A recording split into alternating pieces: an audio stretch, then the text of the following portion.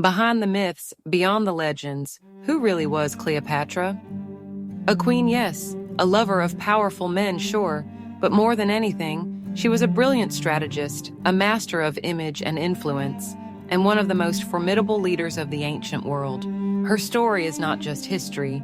It is political theater, dynastic drama, and a battle for survival in a world ruled by empires.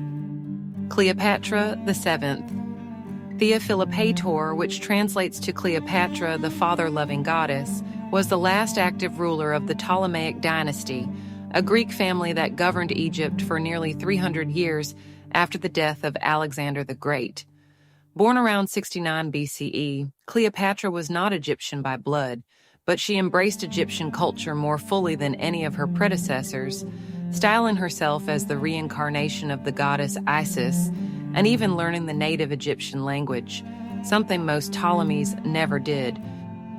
She came to power as a teenager during a time of intense political turmoil. Egypt was a wealthy but weakened state, caught between internal family rivalries and the expanding influence of Rome. Cleopatra's ascent was anything but smooth.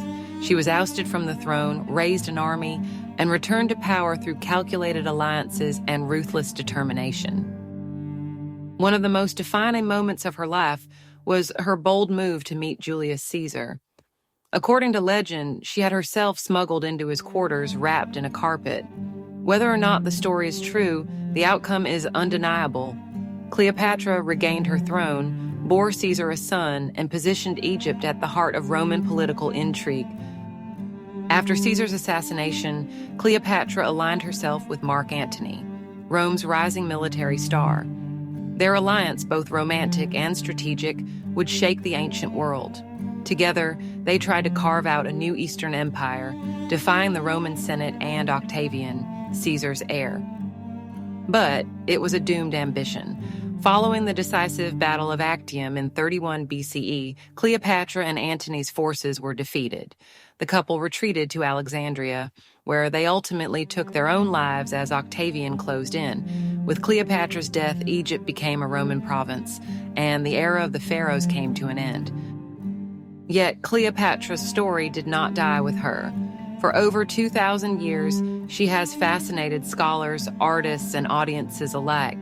Was she a seductress or a sovereign, a manipulator, or a monarch doing what she must to survive? The truth lies somewhere in between, and that complexity is what makes her legend endure.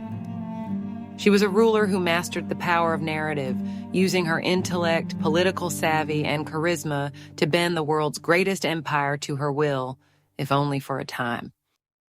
If you think Cleopatra's story is just about romance, think again. It is about survival, ambition, and the making of a myth that still echoes through history. Want more powerful stories from the ancient world? Do not forget to like, subscribe, and hit the bell for deep dives into history's most captivating figures, especially the women who changed the game.